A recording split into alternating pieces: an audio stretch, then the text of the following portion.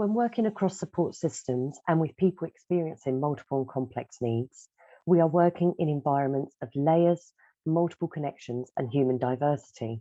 In essence, we are working in spaces of complexity where there are very little straightforward cause and effect scenarios. So you can't pull a lever and expect something to happen. You can't predict with certainty in advance X might lead to Y, but it might lead to something else entirely different or make no difference at all. You'll only know after the event, and no one person is or can be in sole charge in situations like this. To work within complexity and to bring about truly transformational change, we feel it absolutely necessary for a wider adoption of systems thinking and working towards systems changes. Only through working as a collective to achieve systems changes can we truly improve the lives of people experiencing multiple and complex needs in the long term. It is vital.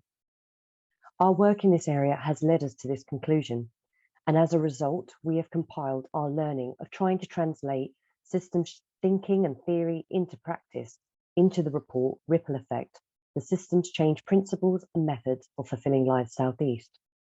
We want this learning to be widely available to support systems change efforts in the future and help to demystify what can feel like a large and unwieldy topic. We will now look more closely about what we have learned and what we feel is most useful to share with you and those working in systems across Sussex. When looking back on the systems change efforts of Fulfilling Lives Southeast project, we noticed there were common principles and methods that rippled through all of our systems change work. They have provided the foundations for the wide variety of projects and partnerships we have embarked on during our 8-year project. We share these principles in this report and encourage anyone looking to change systems to start with establishing these essential elements that you can see on the screen. First, drivers for change. These are the factors that motivate the system's changes and we think have been a really useful bedrock for us in guiding all our work, and we would encourage any other person in the system looking to affect change to establish what your drivers to change will be. Second, guiding principles. These have been the values, principles, and practice that shape what we do as much as how we do it, and again have proved vital in guiding all our work. And thirdly, building trust. We found this to be the bedrock of all good partnership working. We'll now move on to have a look at each of these 3 things in a little more detail. So drivers for change, those factors that motivate the system's changes. Our project has attracted a team of people who have a passion for social justice, co-production, partnership working, and a belief that there are new ways of working that can be unlocked and discovered. Fulfilling Lives Southeast has used this as fuel to shape, with external partners, a common purpose in pursuit of better outcomes with and for people with multiple and complex needs. We have learned that behind what may seem to be rigid systems and structures, people working in other parts of the support system often share similar values and drive. Time and again, we have seen how systems and systems changes do not sit in untouchable spaces. They are tangible actions made by individuals and teams who connect with a shared purpose to try out new ways of working. When these movements start to happen, policies can change, staff support mechanisms can evolve to benefit workplaces and clients, and learning from lived experiences can provide a platform for reviewing and redirecting support provisions. Guiding principles. So these are the values and practices that shape all we do. And throughout our systems change work, there have been golden threads that run through all we do. These have been both a result of our learning over time, as well as a way of us trying to practice our values. And the first of our guiding principles has been co-production.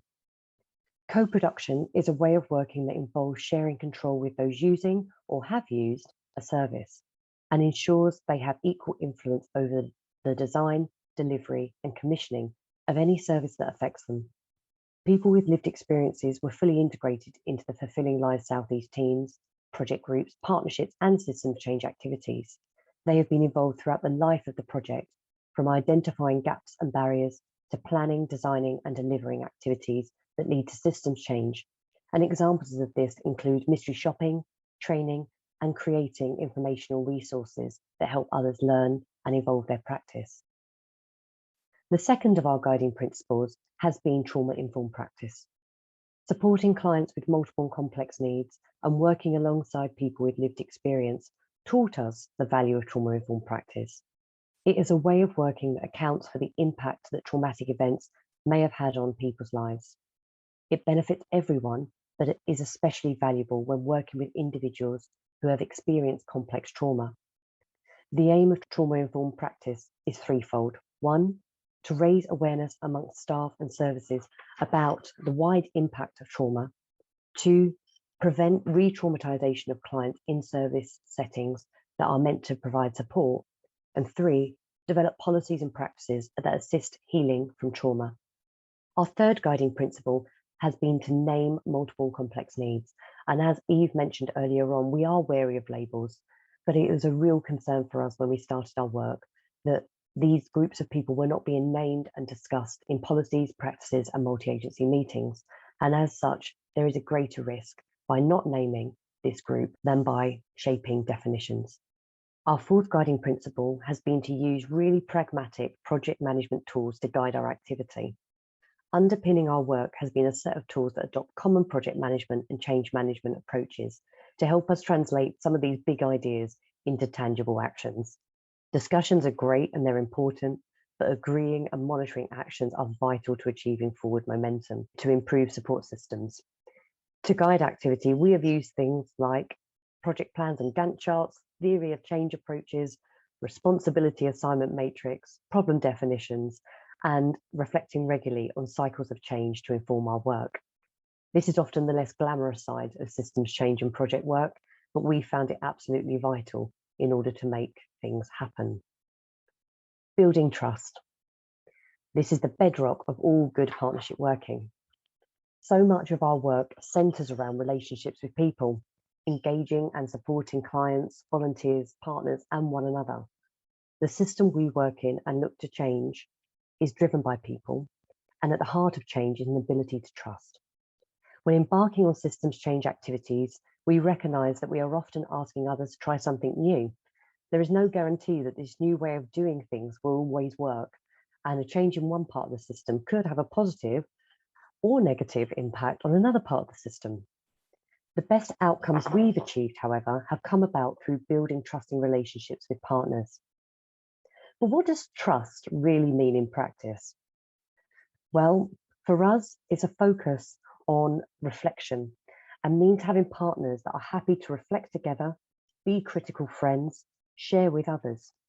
It means holding confidence, maintaining respect for each other, even when times are difficult, and sharing opportunities. Trust and respect, we've seen, breaks down siloed working and creates space to try something new. But what happens when trust isn't in place? Well, siloed working emerges, and that's what we've seen too. And we've seen also that market dynamics do not always help to nurture trust, and sometimes commissioning cycles and the ways in which we tender services can pitch partners against each other and destabilize trusting partnerships. However, we have seen lots of positive partnership working across Brighton and Hove and East Sussex, and that gives us hope.